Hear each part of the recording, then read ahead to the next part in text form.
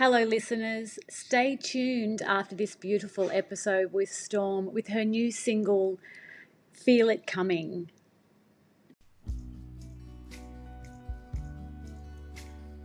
Hello, our lovely Girl Awakening listeners. Welcome to 2023. I'm Jo Hendy from the Sacred Sister Project. I'm Amanda Parker of Mayala Organics. Come with us as we journey into this week's Awakening episode. I talk to a spirit. She comes in my dreams. She teaches me lessons. Good morning, Amanda. Good morning, Jo. Welcome to Girl Awakening listeners. Today we have something a little different, but it seems to be the theme that's kind of Flowing in, Yeah, threading in, flowing in. Yeah. threading in. Quite strongly. Absolutely. So this morning we have lovely Storme. Now, Storme, I didn't even grab your last name, your surname, but it seems irrelevant. You can be just Storme. That's right. I don't usually use it. Perfect. So I'm just going to read a little bit about Storme so the listeners get a bit of a overview. So during her university days, she became immobilised and depressed about a number of things, which she has only been able to work through and come to peace with over the last 5 years. Music has been her saviour. Listening to her favourite artists and favourite songs, as well as songs written by her, which has been very therapeutic and has been a great release of emotional energy and brings things to light for her. How beautiful. Through a lot of introspect, allowing and digging in deep to the who and what is Storme on this planet, she found herself again and again. Her greatest joy is being in service to the world by singing and writing songs which come through her higher self and from her heart. This is so beautiful, Storme. Feel it. Because, just I'm not a musical person, but I do know the power of music and how we can listen to a song and it can bring back a memory, or it can stimulate something in us, or it can draw emotion out of us, and it's just so powerful. Quick transition from here to there. And then to write your own words to describe where you're at in that space as the therapy is just so powerful. Really beautiful. Looking forward to hearing more about that. So we're going to dive straight in and we're going to ask you, Storme, how did your awakening begin? Okay, let me think. Many years ago. I think for the most part, so I'm 47 today, actually, is my birthday. It's all right. I usually have an extended, 3 or 4 days, so it's sort of just but it was reflecting back, I think, when you are on the path of awakening and you can reflect back and you can go, well, this part of my life I was pretty much sort of lost in my stuff, trauma and patterns and things, and I'm by no means out of them, but I have now quite a expansive awareness. So if I get triggered by something or find myself in a place, I can identify that, okay, I'm inside of this, rather than it just shit happening. Yeah. Things like that. Which is what I always used to feel like, why does it just shit happens all the time? And I couldn't understand it. So the actual, probably, I did my popular music. I did classical music and a lot of training up until I was about 20. And I started writing the popular music then, but alongside that, I was very interested in, I just started doing my Reiki 1 degree, and then over the years I did the following ones, excuse me, and very interested in like sound bowls and things. So I would pop into some meditation classes, and but I suppose my conditioning and programming, was the most part the strongest. So it was sort of a lot of partying and gigging and taking this and that and whatever. But and then when my partner at the time, which was my daughter's dad, we decided to try and have a child, and obviously we were successful. So that was around about 33, when I was 33. And I had already I started reading a lot of Wayne Dyer. I kind of started along in that area, and Deepak Chopra and Greg Braden, and then went on to like Bruce Lipton, and I really love all that, those people and what they have to offer. But it was around that, it was like, if I'm going to be bringing in a child into this world, I better get my shit together. Yeah. And I really felt pretty, like it's a responsibility, and how can I actually get, so that would definitely be the point. It was like, it was a big sort of like, come on.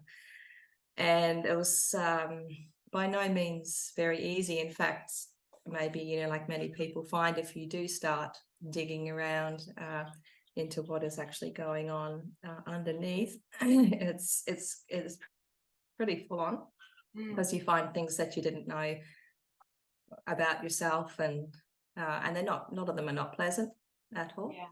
And so I suppose, but I have that willingness to look at it, whether it looks pretty or not. So that, to answer your question, that would be the beginning of it, and the sort of impetus to, come on, like, I'm going to bring in another human here. I got to know at least a little bit about what I'm doing and be a better person. Yeah. I can also feel a lot of emotion as you're talking. Yeah. Like, I'm like, is this me? Is this me? So is there a lot of emotion around you when you talk about this stuff? Is it like, does it feel very fresh still to you? Yeah. Well, I suppose, like, we've, even corresponded a little bit with emails, and there's been, some communication about it's an ongoing process. So I suppose it is. I mean, you're referring to that sort of heart center there, and the emotions. So that's definitely something I'm working on a lot. Aren't we all? At the moment. Yeah. And I said to my fiance, I said, I said, for all the talk that I have about, staying in your heart, following your heart, speaking from your heart, and all of this, I started through a traumatic event. My partner and I have, I'd say it's probably, people looking in would go, oh my God, but for me, on a spiritual level, he is amazing, because and I suppose because I can see it, but he presents to me all the time via, like, if he has a meltdown and he can't really have any communication for a period of time, it just shows me all this stuff that goes, whoa, and it freaks out. And so it was during that period anyway, where you get, abandonment and rejection stuff. And I'm like, oh, there's still stuff to work with. Oh my God. But anyway, and I started doing some heart-based meditations and forgiveness practices and gratefulness practices, which I've touched on before. But like I said, I really promote coming from the heart and not from up here. But I mean, the truth is that my mum was a psych nurse, and my stepdad, who I was with for 10, 12 years or so, was a psychiatrist. And so actually I am a lot up here and I do analyze and a lot. And anyway, so the process has been that just recently, really, I've been practicing sitting in the heart, and it's amazing. And I just realized, I just realized that I hadn't really been doing it when I thought that I had been. And actually sitting in there, it's like, for the first time in my life ever, I've been finding this place in here where I actually feel love, and there's no one else around. There's not my partner, my daughter, the dogs, or whatever. It's not coming from an external stimulus. It's in here. And I was like, wow, what a revelation. Yeah. How beautiful. So much peace in that, isn't there? It's as you say, it's an amazing, when you have a powerful mind, because what I'm feeling too is like with your musical background, there's a lot of you know, like headspace around like reading the music, not like especially classical, like, you know, seeing the music on the page, and then Oh yeah. but then intuition and that part of you that doesn't think, just does, takes over, because it's very much of this. I always think of the soul, you know, why Mozart could play even though he was deaf, you know, all those kind of things, you know, music just and comes from within. And what you're talking about now with the moving from the head into the heart, for me it's a similar process where we leave all of up here and fully sit in here, but yet there's a harmony between how they Coherence. correspond. So that feels amazing for you to be transitioning your music into that way that you are within yourself, for yourself.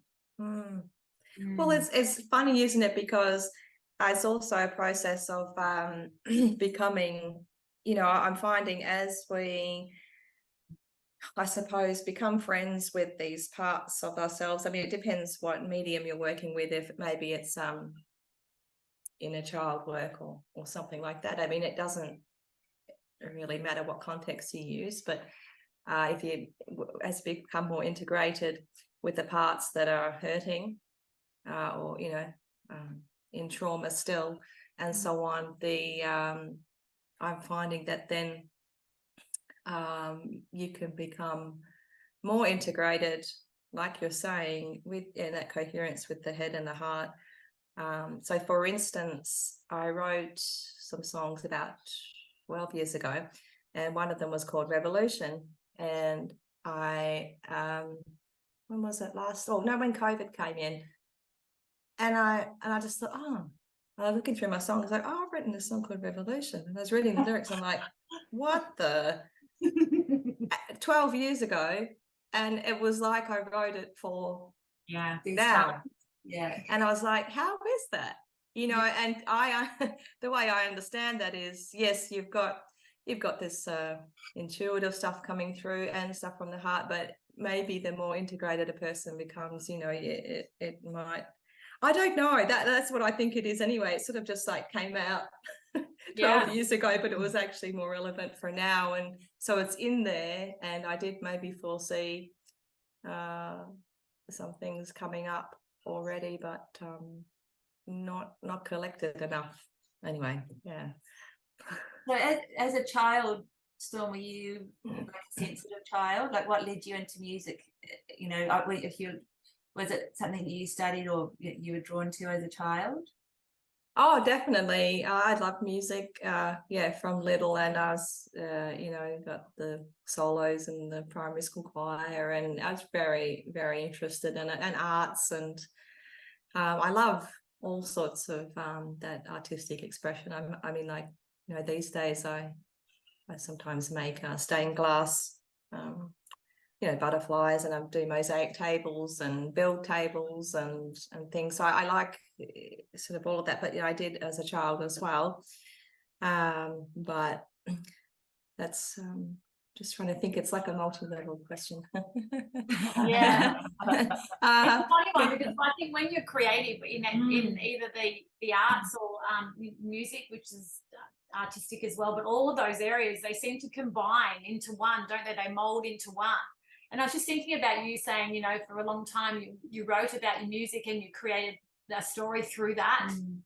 It's you getting your emotions out onto paper, and it's kind of separates out for them, where now you're now going within more and deciding that you want to go into the heart space. And it's probably a little bit more vulnerable, because it's like you really have to look at it instead of being able to write it down. I mean, it's a beautiful way to be able to express that, but I get with what you're saying about, you know, it's a little more confronting when you have to really sit with it. Yeah, I think, it's got the collective in it now more so as well.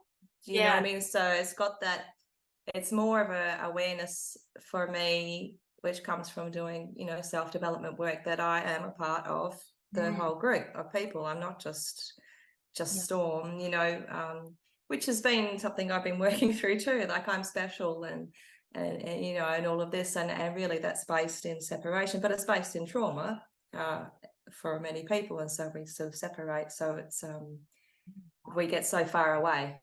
Yeah, that's so powerful what you just said. You know, it's like, because a lot of people, some people can use that as their way of, you know, being creative, but it is sometimes can be a separation, you know, because the artistic people are very can be egocentric, but also very kind of unique and individual, which can then be seen as separating out from and withdrawing from the world, you know, kind of thing. So even that, putting yourself back out there and seeing yourself as a collective and part of that can be another confronting aspect of that. Yeah, it's that's something I have been working through, because I do sound therapy as well. So I do counselling and sound therapy with gongs and bowls, and which I really love. But along with that, it's even the music, the creative stuff, being good at. I can get really good at most things that I put my mind to. I can, you know, make a really good job of them. And I have been working through that specialness, and it's so, that's why I say it's a multi-level question, because so I grew up, my dad left, I think around about 3 or something like that. I had a series of sexual abuse incidences starting from 5, which, you know, sort of like, whoa, it blew everything out. But and then you know, with the psychology, it's like, and so single working mum, and me, so she was doing shift work a lot, and so I'd be like, sometimes I used to sleep in a linen cupboard in Greylands. So I know you're not in Perth, but Greylands is full-on psychiatric hospital. Oh wow. So when I was little, because she'd have to hide me from the matron, so I'd be asleep in there. So if you can imagine, even if you're looking at it energetically, the energies in there, all sorts of weird sounds, people in a lot of trauma, people on medication. And as a little child, just even that, absorbing that, it was completely terrifying. But here's the thing, you know, because like we all do, I suppose, when we're little, we want to be good for our parents, and we want to be a good kid and do the right thing. And my mum always used to encourage me to. She'd say, once I was there as well, and I had a bag of lollies, and one of the patients there sort of came over and then snatched the lollies from me, and I was only like 6 or something, and I was like, you know, I went to mum, like, and then so this is not a what should I say, a judgment on my mum. This is her belief systems and so on. However, it's so interesting to look at the effect on me. So she says, look, these people are really sick, you know, and they don't really know what they're doing half the time. And so don't worry about it. I'll get you some more lollies later or something like that, you know. And that sounds well and good, you know, but it's like, you think of, you know, our conditioning from in utero to 7 or so, you know, that main programming. And we don't have our intellect, you know, and we're basing our emotional platform on our parents or caregivers. So really, we've just got that moving center stuff. We're learning to walk, eat, get all our body working and everything. And so being able to actually understand that is pretty impossible for a 6-year-old. And so this is something I've been working with, because it's like, oh, well, because that person is unwell, then I should be okay with that.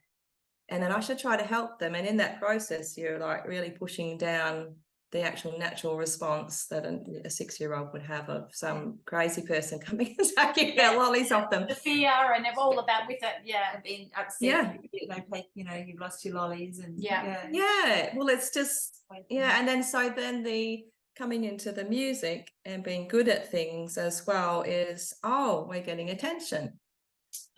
So that's what I've been trying to work through. So I've had to ask myself, am I just doing this music because I'm good at it? And the more I practice, I get better at it. And whatever else, the sound therapy, counseling, love talking to people. And I am good at helping them find out, that deeper insight. And I absolutely love it. But I had to really just go, am I just doing that because I can be good at it? And people go, oh, she's really good. And I get this attention.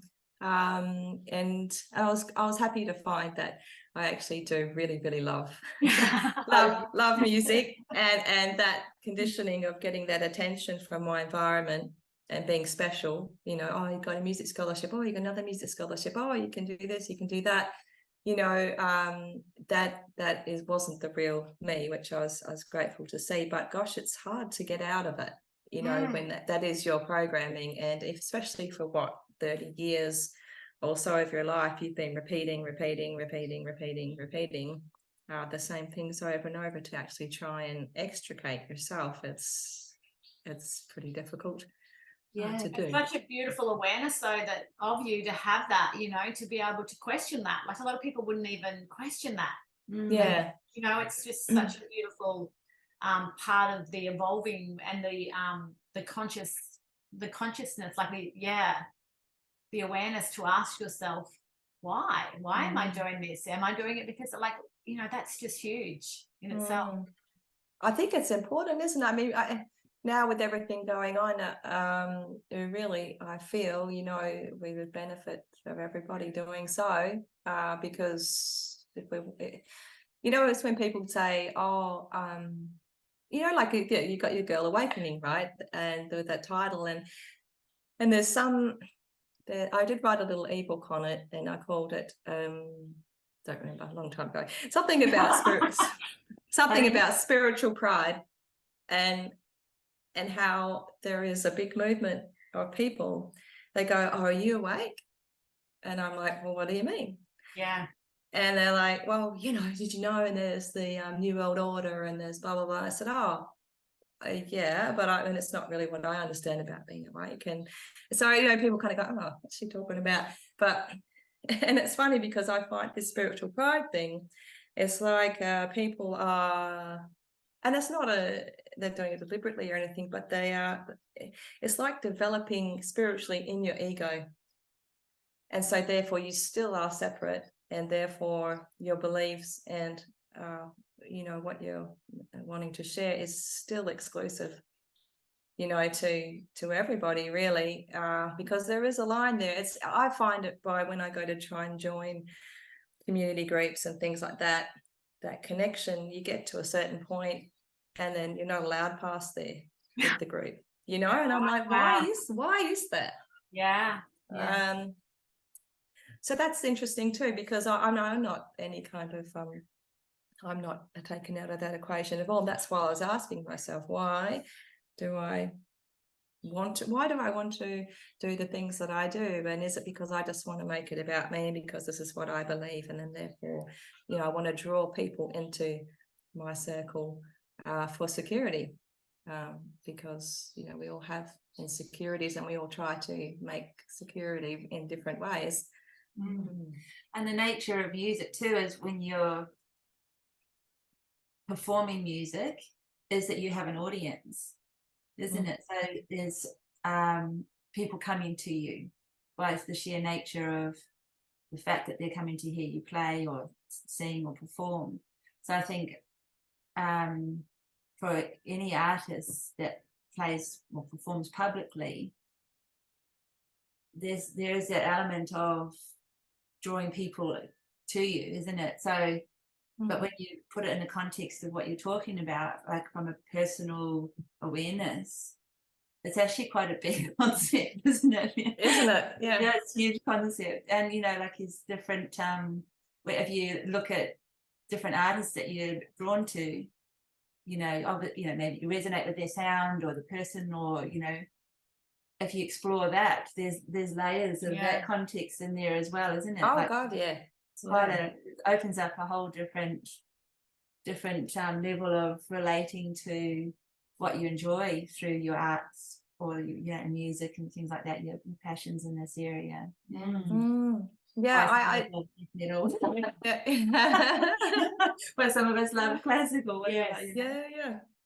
Well, it's like I can't, well, not that I can't, but I have noticed now that even if I look back on my previous music, and I can be hard on myself, which is work in progress, but and then the majority of music that's out there, it's just so self-centered, and it's so, I don't know, it's just about sex, most of it. My boyfriend left me, my girlfriend left me. Shake you this, shake you that. Which is okay, and that's their expression. I get it, and that there you see, there's my ego, because there's my specialness, because I want to write about what's going on in the world. So it's still there in me, but you got just got to have that awareness. Okay, that's okay. It's still there. Yeah. So through your writing your songs, through your therapy, there's also that connection to wanting to raise the collective consciousness. Yeah. And also maybe with revolution, perhaps like the call to action around, moving through the density of where we are to, living more mindfully or higher purpose in living. Oh God, yeah. But and I do recognize it is so difficult. It is really difficult. It's like it's not, like it could be with anybody, it could be with your partner, your friend. You could be sitting there having a conversation and you are communicating what you're communicating, and you have a picture of it, you have a feeling of it, and you're talking to them, and sometimes you realize and that they're actually not even possibly getting, they're in their own little space there. And that is because of our patternings and our perception, and how much we can actually see outside of ourselves, which makes it difficult. So it's not an easy thing. But yes, with the music, like I said, that is my work in progress to start to come. Oh no, so if we've got, I'm going to go to the beginning. If we have which most of us have our own, traumas that have happened, times of distress that have shaped who we are,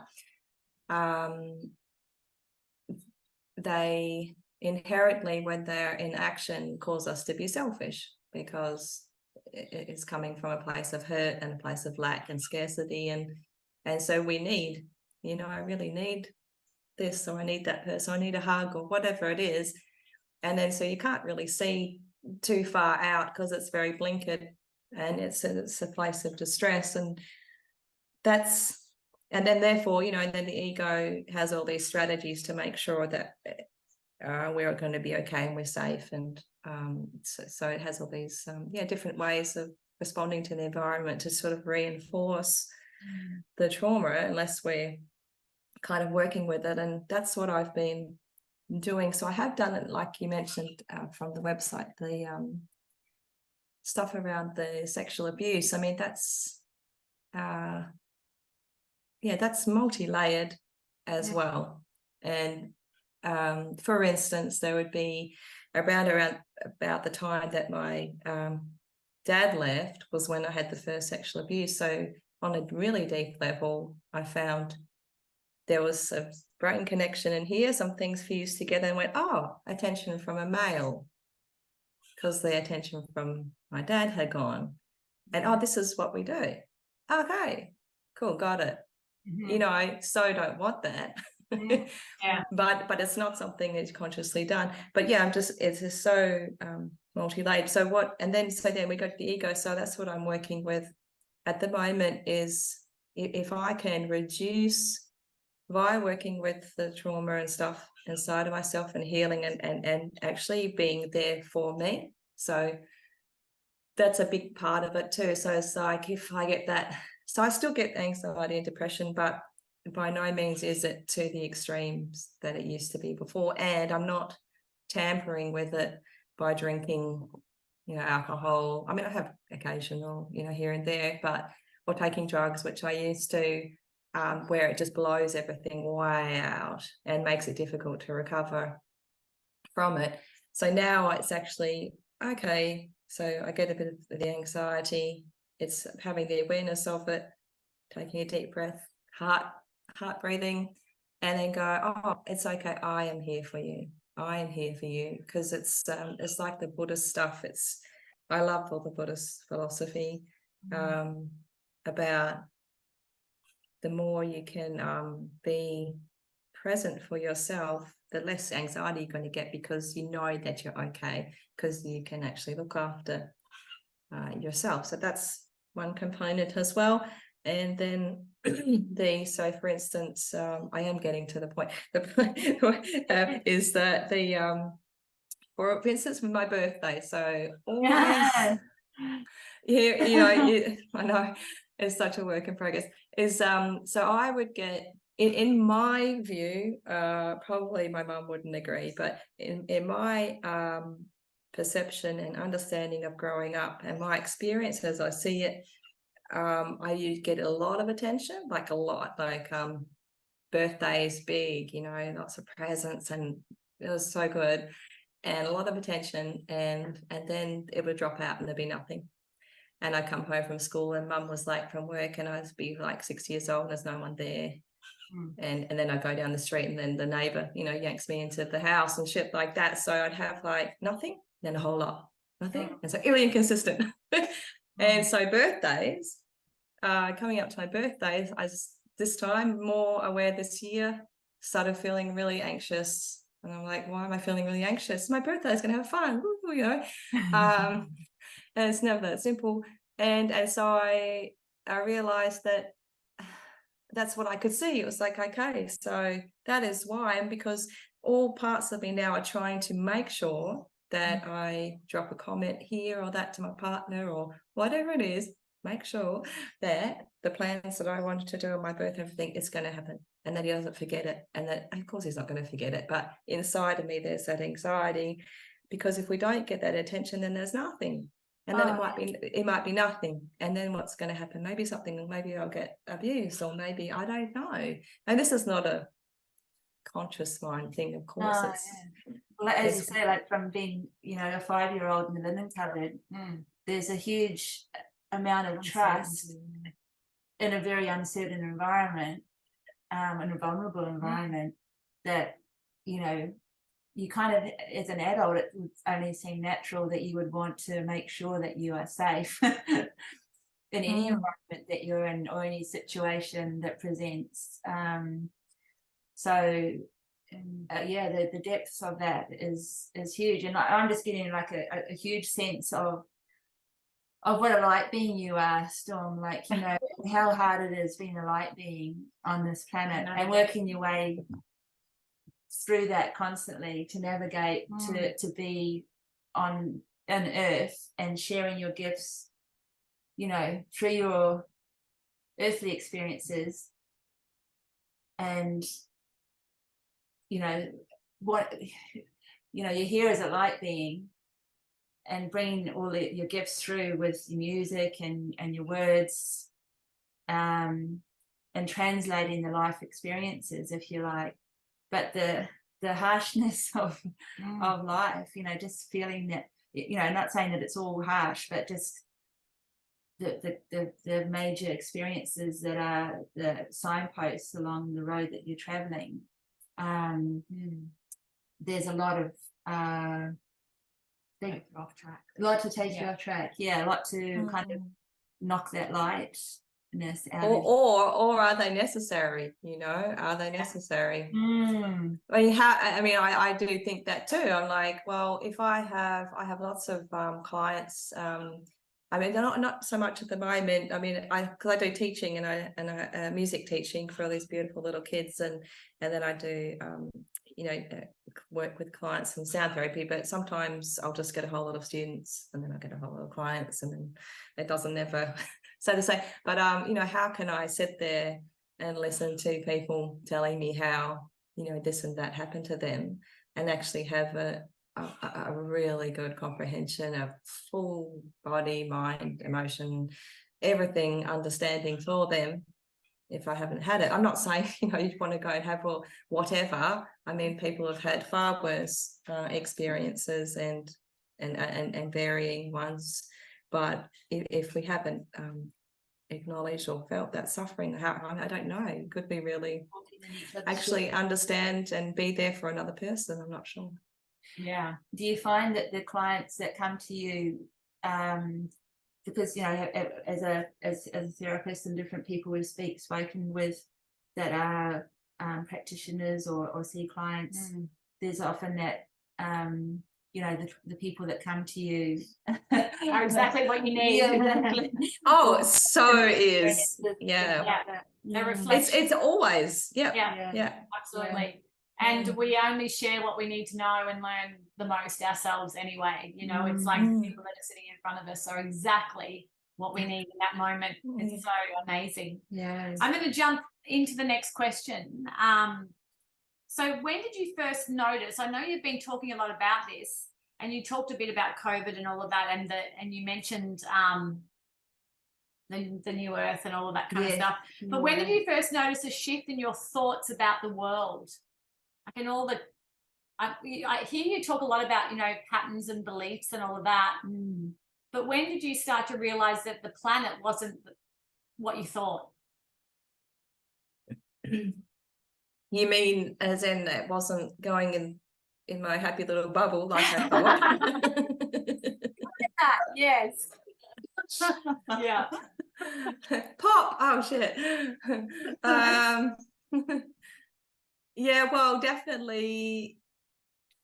Yeah, with the COVID thing, like that was a shock for me, as for many people. I know not everybody, a lot of people got, oh, I've been following this for years. I knew this was, you know, it's blah, blah, blah, blah, and all of that. So, but for me, definitely, but in saying that, I've never been one to go, oh, well, the government says this, so I will do that. And I just naturally haven't. I'm like, why? You know, it's just more being about free thinking, isn't it? Sort of like, so what? So someone tells you something, does that mean you got to jump off the cliff or whatever, you know?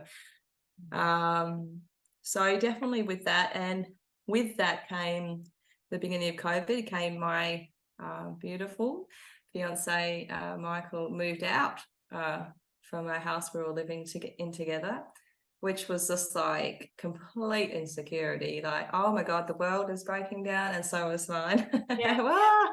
But, you know, it was one of those learning periods again on that level. But as for the stuff to do with the, that was really hard to navigate. Was that because of COVID, Storm, or was it just like, okay, this is an intense time in the world, he needed to find some space and then pressure's too much? The pressure into, you know, because like that we're saying, we're not separate, we're just not. And whatever is happening internally here, you can say that probably everybody is having some version of, and then when it's like amplified, and then the collective consciousness is mainly sitting in fear and insecurity, and you have your own portion of that, it's like, whoa, you're either gonna, I don't know, explode or implode or hide away in a cave or something. But found a lot of separateness in that time frame, because I mean, some people found that they might have been dating someone for 3 weeks and end up living with them because there were lockdowns and things like that, and a lot of extreme situations, wasn't there? And then other situations where people were not able to see people, so they were living alone and finding that very difficult. Oh God, we've got this theme again of the, you know, the collective and the and connecting to that. And it was a wonderful opportunity to really sit in, and I think this is what you've been talking about before, you know, your perception of what was happening. Was it a perception of the world falling apart, I'm falling apart, or was it a perception of, wow, something's being unveiled here and I'm going to move with it, I'm going to move through it with the collective, and I'm going to open myself up to it and, you know, and allow for whatever's happening to happen. The element again of a little bit of that theme of the trauma. Yeah. I definitely. Yeah.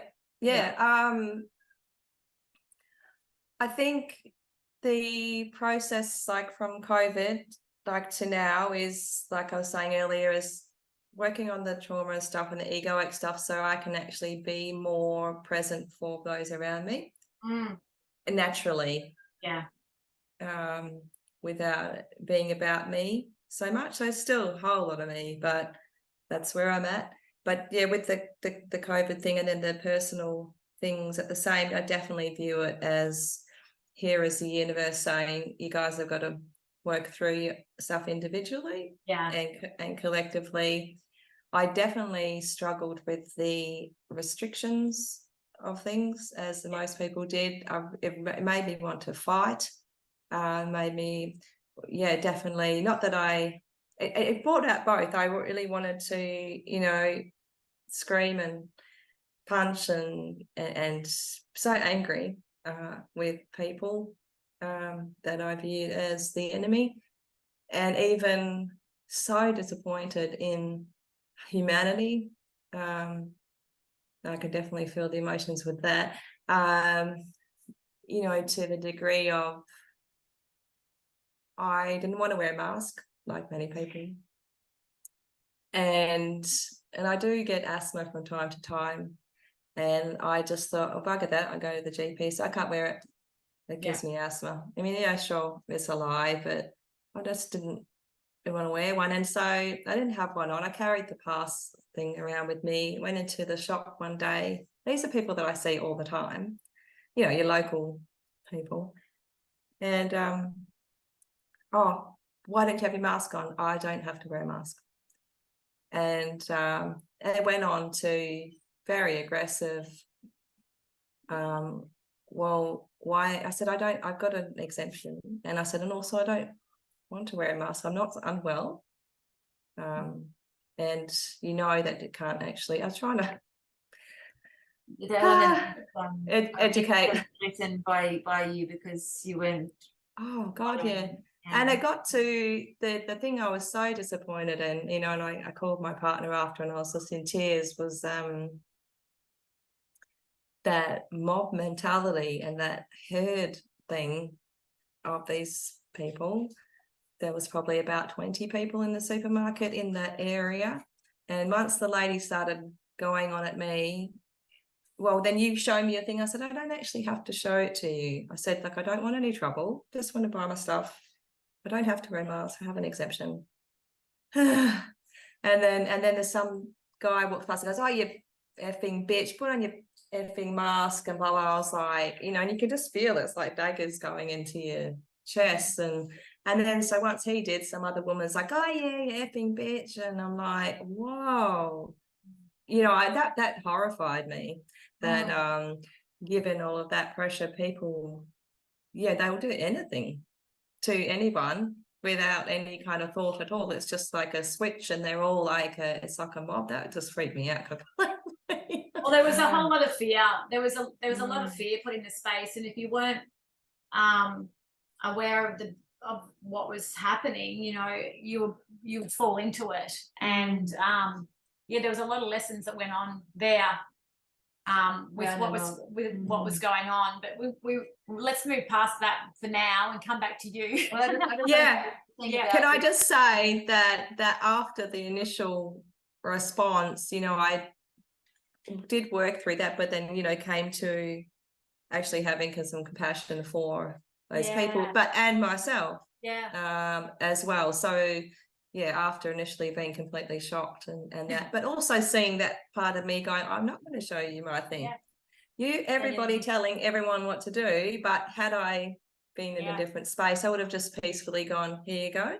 No problem. But I didn't want to, because all there's restrictions coming down. So you're standing in your certainty and your sovereignty, and there's a in psychology, as probably aware, there's a well-known study where if someone's standing on a high rise and thinking of jumping, and a crowd gathers, it only takes one person to call out something like jump or be abusive, and the whole crowd will join in and actually chant to call the person to their death, basically.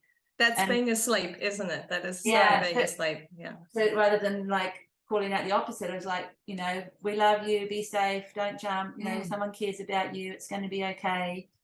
And it's disappointing, as you say, to have the personal experience where people choose to be aggressive and negative rather than to support the individual within the collective. So it's something, I'm hearing what you're saying. It's like that's what was happening. There was a lot of disconnection happening, and thank God, you know, there was more of us that were aware of that and started coming together in a better space. Yeah, supporting the people, supporting each other.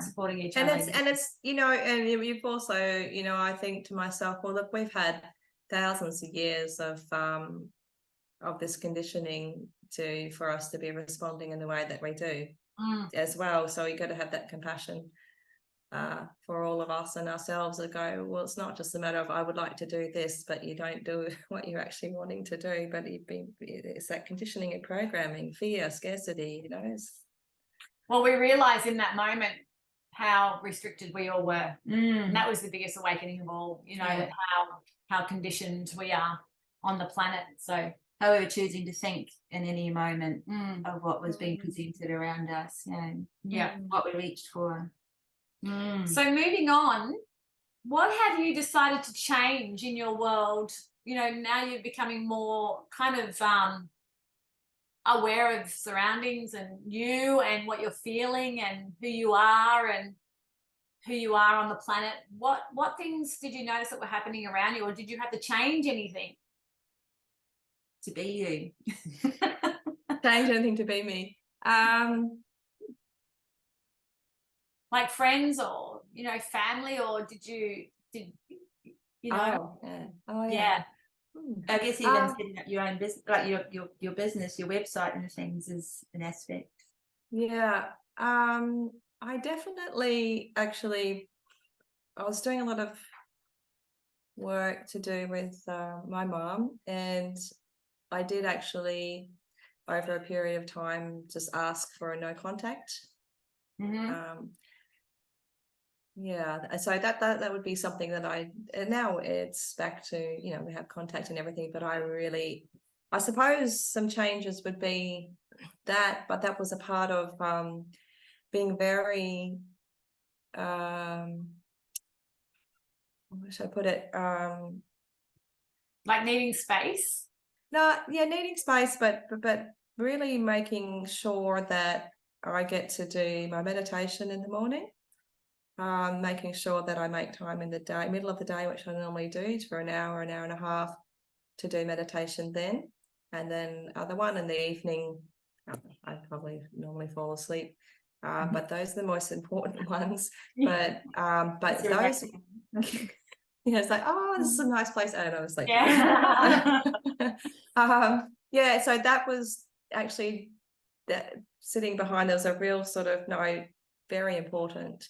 Because otherwise I'd lose my shit completely. You know, the anxiety would get too high, or I'd read some post about whatever, you know. And another thing was actually going off all the groups that were reporting about this and that around the world. Because for one, I couldn't handle it. And then if I'm not coping, then, you know, I have my daughter and people around me. And so how am I actually helping? How am I actually helping the world if I am completely just not coping and just want to stay in my beautiful house in the hills here, you know, surrounded by the bush, and I don't have to go out anywhere. So that was something definitely that I changed because I figured, and I do my meditation and just keep coming back to here. If I can create stability inside of here, if I can create more peace and more joy, then that is what I'm offering out. And if everyone was, you know, doing the same thing, then then we're going to have like this whole ocean of joy and peace and love. So how can all these other things exist? They can't. It's like bringing the light into the dark, lighting a candle in a dark room, well, that it overtakes the dark, doesn't it? So that was definitely, I thought, no, this was running me down, and probably actually part of the plan of those other 1% or whatever, to actually try and create more fear. So why be a part of it? But in saying that, these days I will check in once a week, or someone will tell me anyway, oh, this and that's happening. I'm like, okay. Yeah. But I don't need to use it like Netflix and be, that addictive, compulsive sort of, I've just got to get completely lost inside of this and let it terrify me. And yeah, that's true. I think there's been quite a lot of that lately, where that need for healthy boundaries around the information, and actually trusting what's in this space is the most important, as opposed to being plugged into too many avenues. Yeah, definitely overwhelming. No, that's very powerful. To kind of contain your energy rather than having it pulled out. I really relate to what you're saying there. That kind of leads on to the well, and that's what one of our next questions is, what have you had to give up, like just people or things? So giving up the different groups is a big thing to let go of, because it is quite consuming. I think a lot of information and news and lots of different things. And I like the aspect that you said, of staying in your beautiful home up in the mountain, in the trees, wherever that is. It's like, that's amazing. And if that's supporting you to heal, then that's amazing. That's sometimes you have to actually sacrifice for the greater good, for you and your family to have that safe space. Well, I have to ask myself, am I hiding? And yes, so part of me was hiding, but it's that thing. But then on another day, actually, I just need some respite. So it's just having that awareness, isn't it? So am I, and I really love that Buddhists, when they talk about, say, addictions, and I think it was Thich Nhat Hanh, or I was listening to, or Pema Chodron, but there was, maybe Pema Chodron, and she was saying about, if you're trying to give up something, whatever it is, I have many of them, but if not that many, just a couple. But if you're trying to give up something, and at a particular moment you go, oh, do I really need that? Like, is the compulsion not so strong at that time? Then don't have it. But if at another time you go and you ask yourself the question, do I really need to have this right now? And you have so much anxiety and compulsion, so the trauma is greater by not having it than have it. That kind of idea. That's right. I hear what you're saying. It's like, I really love like CrossFit. It's just one of those things that I love even watching. And there's a very famous CrossFit lady who's pregnant at the moment, and she's still doing CrossFit, and she's very pregnant. Wow. And it's amazing. I'm like, she is like amazing. And the amount of people that are like, having a go at her because she's carrying a baby, and she's been told by her baby, or she constantly has to be reassuring people, I've got a doctor that's here and saying that, if I've been doing this for so long, stopping it now, is going to be worse than. But it's not the point. It's like, why it's making her happy. It's making her happy, and she's vibrating at a, where she's most optimal. Most optimal. The baby's healthy. That's, she's healthy. It's great for her body. All of those things. It's like, it's definitely the perception people hold, as once again around fear and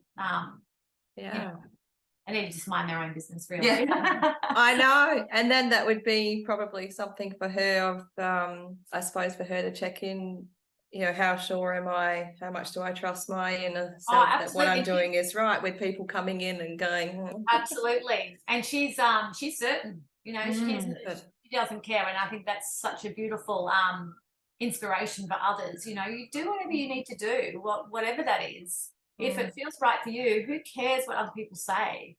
You just do it. Go for it. So Thumbs up. So when you were like a teenager, Storm, how did you find navigating through school, like being a sensitive, obviously, like, you know, I think probably a very old soul in a little person's body, you know, even from a child, it feels like, you know, I feel, because look, when you said you were 47 today, we were like, no way. And Joe was like, oh, quite young from the emails, you know, he chatted and she feels very young, but, you know, and then when you said 42, we're like, no. But you have this old soul premise, like this old light being soul, like, I'm here to be a. But yeah, so how did you navigate through like school and high school as a sensitive soul? Or were you like fully on the team of like just in like half denial, kind of just, you know, up there with the cool kids? Yeah. I in the rock band. well, I have always had really like I've been living several lives at the same time, and so one part of me was doing my music scholarship, which I really loved, and doing really well at it too, and the other part of me was being a teenager, rebelling, smoking pot on the Oval, wagging school. Like the cool kids. Yeah. Well, yeah. But then not, you know, then never really felt like I was in the cool kid gang. But I was friends with this is my perception of my experience. I was friends with most of the different groups at school. However, I'm very rebellious, you know. I look back on the things that I did during high school, the people that I hung out with. For instance, just quickly, I was telling my partner this the other day, and I was like, what? Where was my mom? You know, did she know what I was doing? But, you know, down the road from us, I used to live near the city in Perth, and there was this guy who was a cross-dresser, I think. I didn't really know what that was, other than he just sometimes I'd show up and he'd be in ladies' outfits, and that was fine. I didn't have any problem with it. But anyway, and, you know, one day, and I used to lie in the bed with him. I was only like 16, and we'd just be talking about stuff. He never did anything, so I think that was probably lucky for me. But I definitely always get myself in, and this would be to do with the abuse. I put myself in situations where it could go wrong, which sometimes it did. But anyway, and then one day he goes, oh, come and look at this, and opens up this bedroom, big bedroom full of hydroponic weed, like from wall to wall, you know. And I'd be having experiences like this, and I'm like, and I look back now and I go, if my daughter ever, I'm hearing you, So you were quite a free spirit. Must have been. But I did my schooling, so that's what I'm saying, that it had the other part. And I went my, you know, 11 year 12, which used to be called TE or whatever it was, exams, and I did all of that. And then that's when I had my meltdown, because, you know, talking about systems, I was being held up in a system, and once the system, and I so wanted to get out of the system, and when I did, I couldn't. Suddenly I'd be getting memories of some abuse that I didn't even remember. They only started coming back to me actually consciously. I'm going, whoa, what is that, you know? So that was full on. And then that's when I had the pretty big meltdown and depression, anxiety, and you know, tried to commit suicide and so on and so forth. And so once you were out of the system, because isn't it funny, like when we're in a system and we, you know, we have to get up, have breakfast, go to school, be at a certain time with a certain hours, as a routine. Love it or hate it, and then you finish that, it's like you've got your freedom, or you make your own choices. It's like, oh space, like a fish out of water. Like, what? And that space that everything kind of come crashing down. Is that what you're saying? Like, you just definitely, and like it is. And also, you know, I also had that knowing, maybe not so conscious, that level of that conditioning of the school systems, just to make us all good little workers. And my daughter's just recently stopped high school, and we're doing homeschooling now, thank God. But no, horrible, the schools, like what's going on. I'm like, oh my God, the violence. But anyway, so I think it was on a level, that recognition of that constraint, and that you must do this. But then at one level, how secure it was, because like you're saying, that habitual, this is what we do, we get up, routine, that real controversy going on, conflict. And then, so did you start working, or like did the space of like memories coming back, unconscious memories coming back, or did that sort of take you out for a while? Like, did you? Oh, I did. And my mum, so I had a psychiatrist as a stepdad, and a psych nurse, my mum. And so they booked me in to see a psychologist, which to my opinion was a complete waste of time. I have worked through this, but because it's just talking, and I'm good at it. I as in, like, I'm smart, so I knew. I knew. That's right. And then after finding that,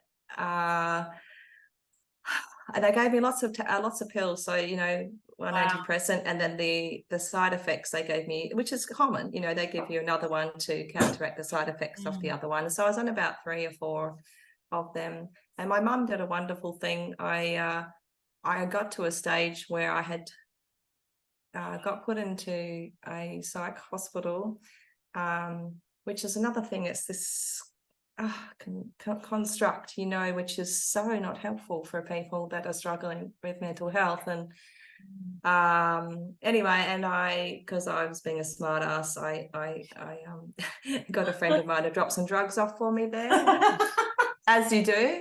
And then I took off from the place and climbed up the top of a pine tree. Thank God I didn't fall out of it. And thought, you know what? And I said, I looked at the universe and I thought, now, do you want to live or do you want to die? Because I had a bit of as much as I could at that age, a bit of a sort of awakening of sort of, wow, I'm stressing out my whole family. They are trying, and I'm really, and I had that kind of thing that I'm not being a good girl because I'm not helping and all of that, but it also had, I'm really hurting other people around me. And so just, do you want to be here or not? And I went, okay, yeah, I do. And so in my mind, so you've got me here at top of pine tree on drugs, writing poems to my family. And you've got, and then you've got my family and the doctor's going, where the F is Storme? And she's never thinking to look up. Wow. Anyway, and I went back there, and as you can imagine, not in my mind, I thought, oh, it's going to be all hugs and flowers and butterflies because I've decided I want to be here. Yay, she's returned. It was, oh my God, where are you? Locked me in a room. I was going to say they locked you up. Oh, no, how terrible. It was horrible. Than we thought. Yeah. Oh, it was horrible. Yeah, it gives me. But my mum, bless her, came in and said, hey, darling, they want to send you to this like locked place. Wow. And she's in the system, so she knew that it's not good. She didn't want her daughter to go there. And she said, look, come on, you come home with me, we'll get some like essential oils. And she was, really saved me from going in a direction that wouldn't have helped me at all. And so, and cared for me. And help me, but on another level, that smart ass part of me was like, okay, if I do all of this kind of stuff, and then everyone's going to leave me alone, and I did, and then I went on and moved out of home and went on my own journey from there. But yeah, wow, it's so powerful, isn't it? Because it's another system, isn't it? Like the institutions and things like that, and well, that's the two worlds we live in. That's exactly the two worlds. That's what I'm thinking of when you're saying it. I'm like, that is the two worlds. There's we can't fix it, let's just shut everything down. Or, we don't know what's happening, but let's just love her and look after her and watch it grow. Give her a safe space. It's like, that's the worlds we live in, and you unfortunately were thrown amongst it fully. Well, many people are, aren't they? No, people trying to get help these days, everything's booked out, they're not taking on new clients and stuff. Yeah, especially the good ones. Yeah. I always remember from many years ago, Jessica Lange in a movie called Frances, where she was a little bit, you know, in the times that she was living, you know, wanting to make her own choices and not be under the control of her mother. It was in that situation that ended up getting admitted to a psych ward, which, you know, quite a traumatic, you know, very long story, traumatic experience. But as Joe was saying, that having someone who cares and knows you and able to reach out to, and you obviously being willing to go home and, you know, be with your mum and having that nurturing to get grounded. But, you know, again, the two worlds in yourself where you're going, okay, well, I'm smart enough to go, if I just, you know, go through the steps, I'm going to be ticking all the boxes, making everybody happy. And yeah, This is it is beautiful. And I'm laughing because, like, you're obviously in Aries, and, you know, like 5 planets in Aries at the moment, and there's been so much energy around Aries energy the last few months. So, like, the intensity of, like, it's like where you're sitting in your life at the moment, and even joining us today feels so beautiful that you're sharing with us today, because it's kind of like that, you know, like a culmination point, if you like, of what's next for Storme. And I really want to ask, were you born named Storme, or was this the name? Yeah. And then I changed my name. Yeah, that's so beautiful. I changed it. I changed my name a year ago to Shiloh Miriam, because that was gifted to me in some healing sessions. Like, you know, the person doing the session was like, oh, I've got this name coming through, but it means, you know, peace and all of that. And it was a psychological,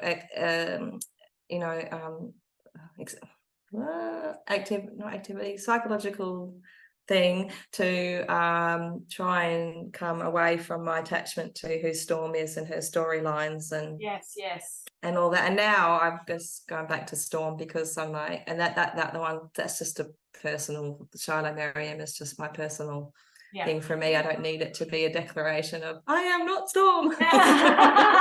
You have backup. Yeah, exactly. Shiloh Miriam's in your meditations. Yes. Yeah. Obviously the space. Yeah. This is probably perfect to go into. And Amanda kind of circled around this question just a moment ago. So what do you do now to support yourself in staying in the moment? We know you do a fair bit of meditation and then your songwriting. And is there anything else that you love to do that keeps you present and in the moment and, you know, centered? Yeah, I really love Thich Nhat Hanh, I mentioned before, the Buddhist monk, who's obviously passed away a little while ago, but he has, I like doing the walking meditation. So that is just as you're going about your day, washing the dishes, or I do the either breathing in or breathing out. So it's just bringing that mindfulness connection. I'm washing dishes, I am breathing in, I am breathing out. It might be 1 minute or 2 minutes. I've got a couple of dogs, and I love going for walks just over there in the bush. So connecting to nature. But when I do that, I commonly will, the other walking meditation that he talks about is when you're breathing in. Yeah, when you're breathing in, and as your feet touch the earth, you're saying to yourself, yes, yes, yes, yes. And as you're breathing out, thank you, thank you, thank you, thank you. So you're really bringing that present to, as you know, your body and your thoughts at the same time. So I do that. Yeah. And then obviously just, I think it's just trying to be aware of really anything that's going on, or any interactions, just not just, I guess just trying not to fall asleep, you know. I mean, we can't be awake 24 hours a day, I mean, as in consciously, because we're just not used to it. And it is hard work to try and, you know, be aware when you're having interactions with people of not taking everything on face value, just actually try and, okay, where am I sitting? Where are they sitting? What are they actually saying? As opposed to what's coming out of their mouth. And so it's probably that. A lot of that kind of stuff. And working at being comfortable and being the light being on earth. And Yeah. yeah. Because Yeah. do you feel because I'm getting the sense also, do you feel as if Storm is really only just tapping into her capacity of who you are as a being? Because you're obviously very intelligent and you're very creative and very aware.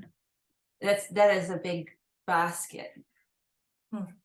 So do you feel like with where you are with your business, with your sound healings and your clients and music, that there's I would say a form there that's going to continue to grow and you're feeling strong in yourself with, like you feel centered space and there's more to come through that way?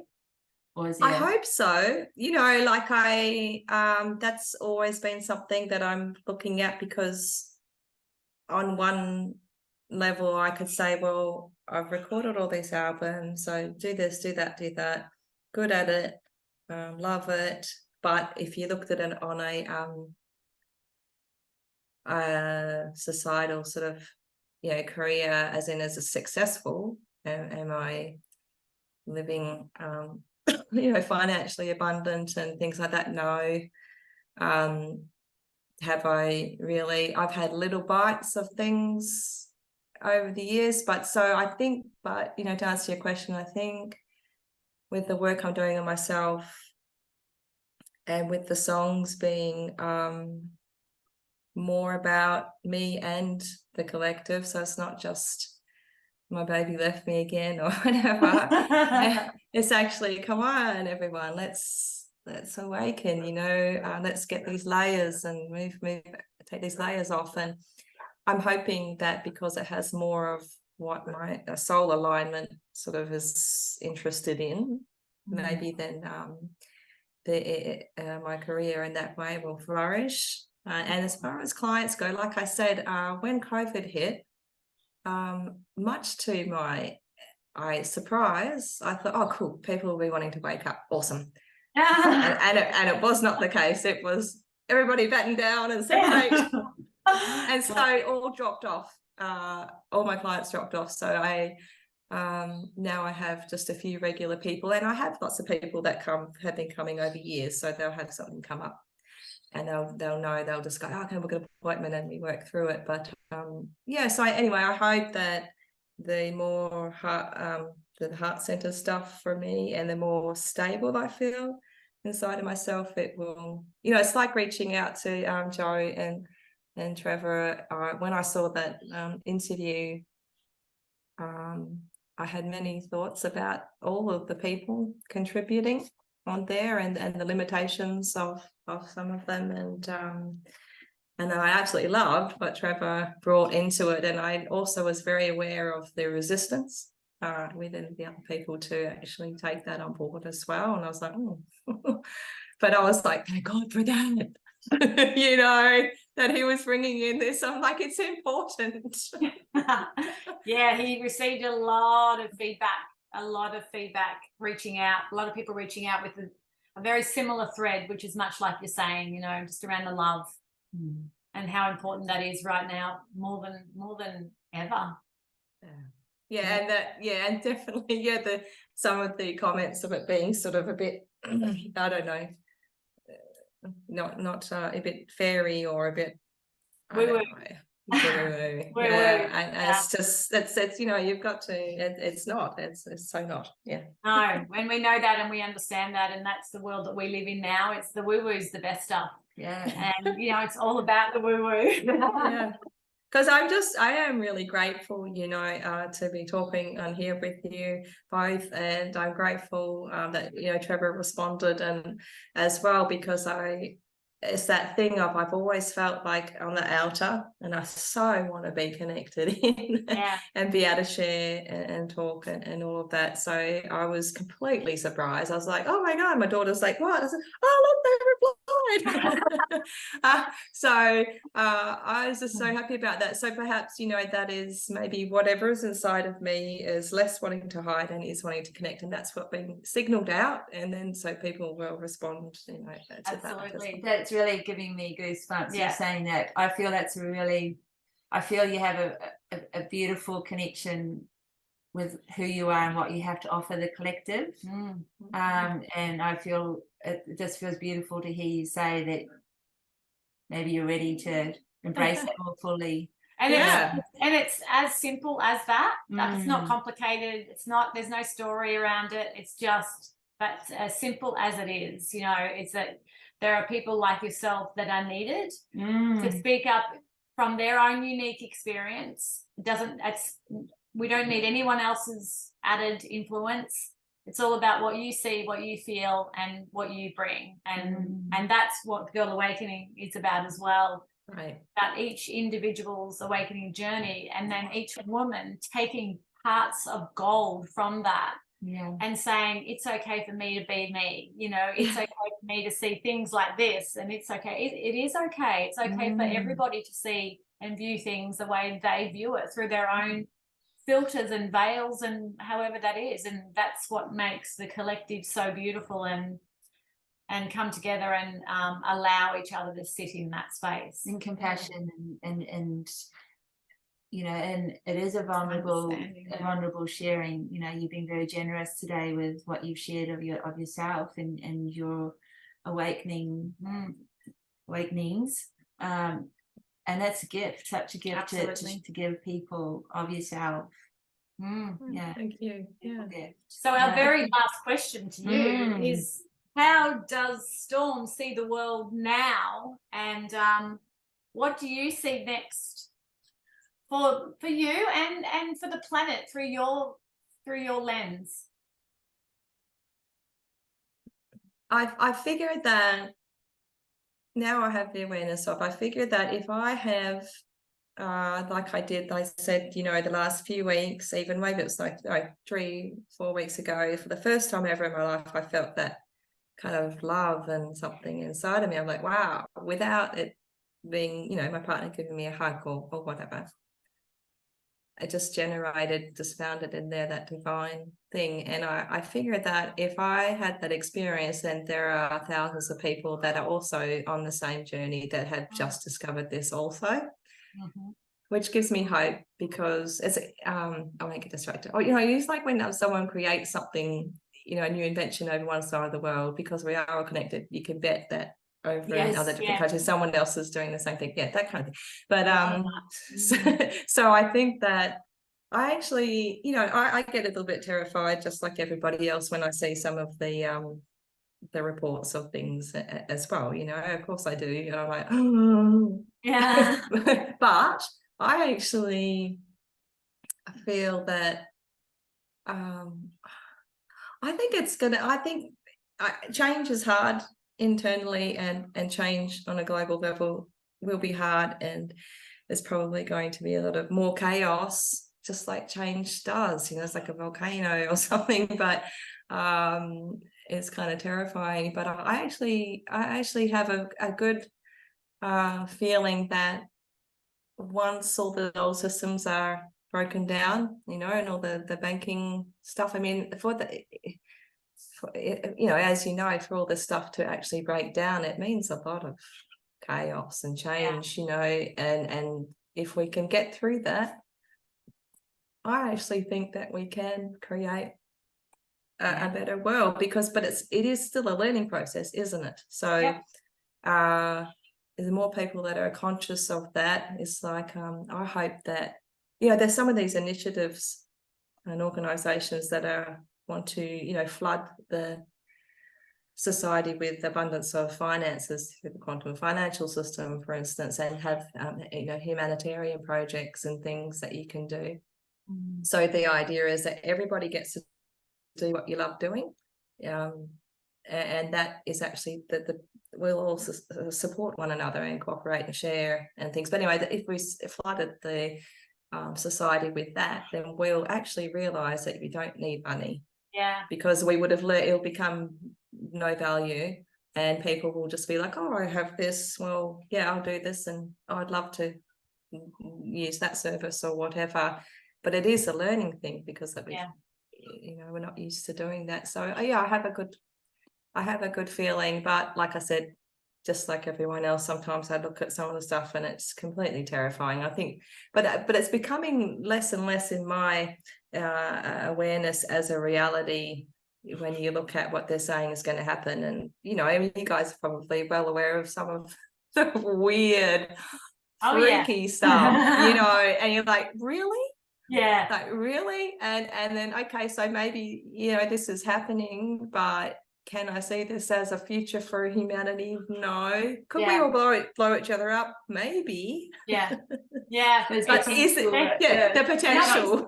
You're not feeling it. So what you're saying is what you're feeling in yourself is the new earth, is the you know, the beautiful exchanges, the services, the quality, unity. I'm going for that timeline too. Yeah. I think it's possible. Yeah, I agree. Fully possible. Can I ask you, because you've got your beautiful pieces on the mantelpiece behind you, and there's I Love You. Was that yours, or did your daughter make that for you? Oh, yeah, we did them together. Hang on. And it's you've got a collection. We've got Thich Nhat Hanh there, and my beautiful dog who passed away last year. We've got lots of them. One says thank you, and then we've got another I love you over there, and stuff like that. Yeah, we did them together. That's beautiful. That's really lovely. Beautiful. I think it's entirely possible, and I base that on my own experience of changing and being able to actually, I can generate that love in here, and if that's going to emanate out, and if that must mean there are millions or hundreds of thousands of people doing the same thing. And that sovereignty, you know, and if that's possible for me, for someone who has been very insecure and fearful and anxious and all of that, if that is possible for me, then it's going to be possible for all of us. So true. That's really beautiful, and that's a really beautiful way to kind of round things off for today. It's into that space. It's been, you know, really beautiful speaking with you and sharing your journey and your awakening journey with us. Thank you, Storme. Oh, thank you so much. Am I allowed to share my song? We were thinking we were going to ask you, and then we forgot. That was going to be my next question. Yes, please. Just a little plug. Yes, please. Absolutely. Do you want me? What I can do is because I actually have the link for it. I can actually put it up on the end of this podcast, so it'll be like a live thing that will come onto Spotify and Apple afterwards. I can. Sorry. That's all right. I can add that onto GarageBand at the end of this podcast, so that'd be awesome. Actually, listen straight away. So that would be really beautiful, and a really beautiful way to you know. Are you going to read or sing some of your music? Is that what you wanted to do? No, I was just going to say that Feel It Coming is the release from the my band Solace, and Josh, you too. Please show us your babies. Here's Salty. Hang on, where is he? Hello. Now it's very that's all I want. And then Faith, I had my Great Dane, he passed away last year. He was a therapy dog, but anyway, he was gorgeous. But I was going to say, with the song. So that is about a lot of what we've been talking about anyway. It's like, can you feel it coming? And I'll put the link to the website below as well, and anything else that and the song and all that, it'll be at the end of the podcast for people to jump on and listen to Storme's music. So thank you so much for today. Oh, thank you. Yeah. Really beautiful. Thank you for diving in. And happy birthday. Yeah. Thank you. Happy week of birthday. Yeah. That's right. Take care. Thank you so much. Bye. Thank you for listening, and remember, all links to our guest are in the notes. Leave us a comment here or message us on Instagram how our guest today connected with you, or perhaps something you wish to share. A special thank you to the blissful Ksenia Luki for our theme song. Joe and I will be with you next week. Bye. Ciao. She teaches me lessons, and boy does she sing. Her voice sways like a hummingbird. flies like a shooting star. She whispers you were never born, so you will never die.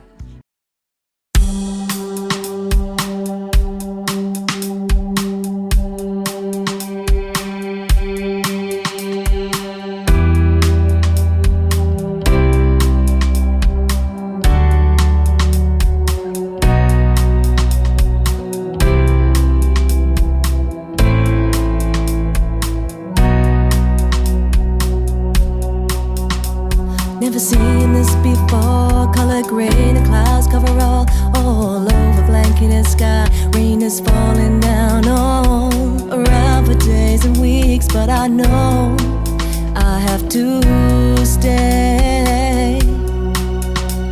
Two shots in the middle of the night, I hear it ringing out through the sky. The saints gonna take a full moon rising and open the gates. Let the angels fall to the earth. Can you feel? Can you feel? Can you feel it coming?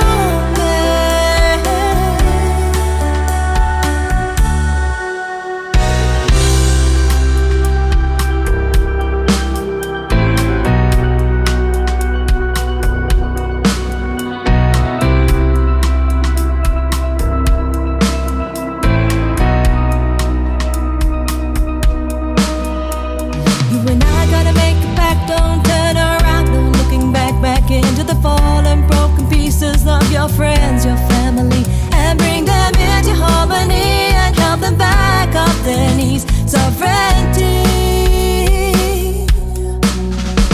The information is coming and faster, it's furious. The greedy will fall into the chasm. The people will struggle to take it all in, begin to soak it all in. The truth be in front of your face. You've been fooled, but will you open your eyes? Can you feel? Can you feel? Can you feel it coming?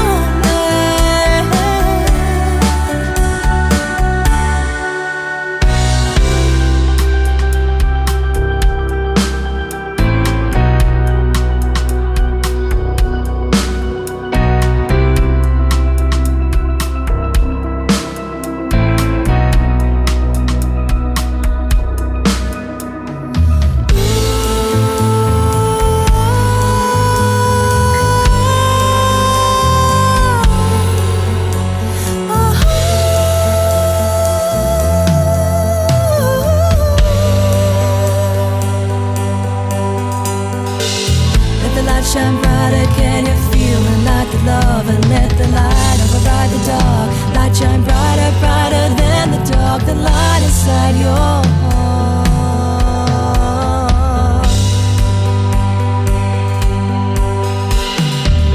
Let the light shine brighter, can you feel the light, the love, and let the light override the dark. Light shine brighter, brighter than the dark, the light inside your heart.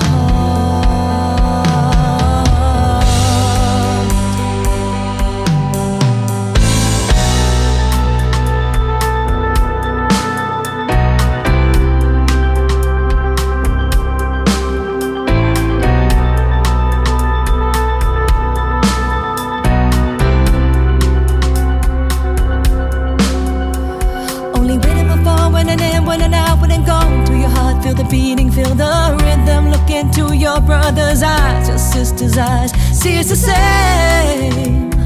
Beating, repeating, we all want the same. Do we all want the same? The same loving moments, unity, community. Put an end to this loneliness, unholiness, ungodliness, this darkness. Reach out far, reach out from your heart to the other.